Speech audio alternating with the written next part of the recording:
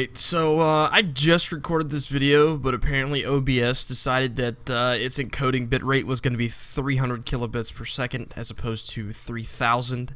So here we go again.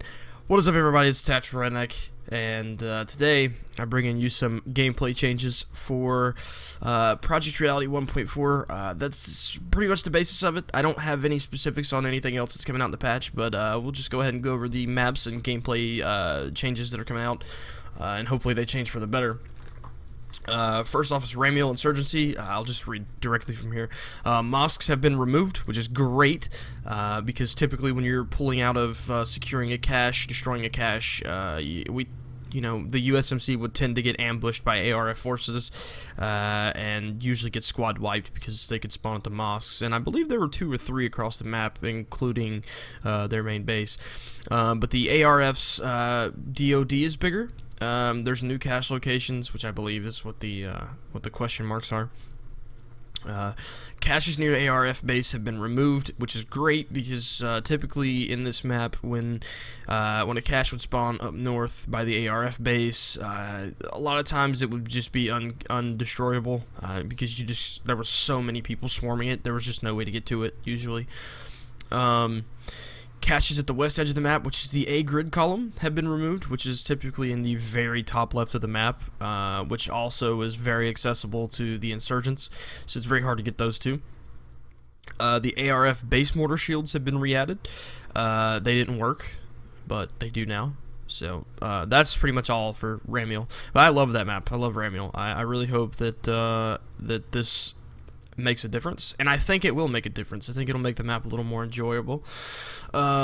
Next map is Quiet River. I really don't care for this map. I think it's mainly due to the fact that both factions tend to get into just a stalemate by the middle of the game, right at the bridges, which makes the game just very boring, and I just typically won't play this map. If it comes up in rotation, I'll just leave. Alright, but the last flags now cause ticket bleed on all AAS layers. The map didn't have it in the alternate layer before, but it will in 1.4, so they're also going to have Canadians versus the PLA in the alternate layer, I think. in contrast to standard, the heavy assets are symmetrical, so they're both going to have APCs. Pavlovsk Bay AAS alternate. The AAS alternate layer now features a simple flag layout with the U.S. Marine Corps versus militia. However, the USMC are iron sight only on this layer, similar to iron sight Russians on Grozny. Militia get extra non-respawning assets to start. I really don't care for this map either, but you know, I don't. Jabal. So Jabal, the AAS alternate, it features a helicopter-based USMC versus NTLB and Burag-based MEC. Reasoning that the USMC will likely own the hills or perish. The city flags ensure a prolonged fight over the city itself before mech is overrun. Now, I believe that will be a very decent change for Jabal. Typically, most of your fighting goes on around the center of the map, on the peak, right around the edges of the dam, and on the beach, the southeastern beach, with the road in the canyon heading up to the city. That's typically where all your fighting is, just due to the fact that those are really nice choke points, because once mech or whoever gets a hold of one of those three positions, it's generally done deal for the other team.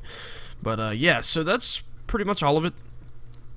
If there's any more news on 1.4 and any other gameplay changes coming out, which I'm sure that there will be a lot of technical stuff that's being changed, but I will be sure to let you guys know, and hopefully you guys enjoyed this short, informative little video, and I will see you guys in the next one. Thanks for watching, and peace out.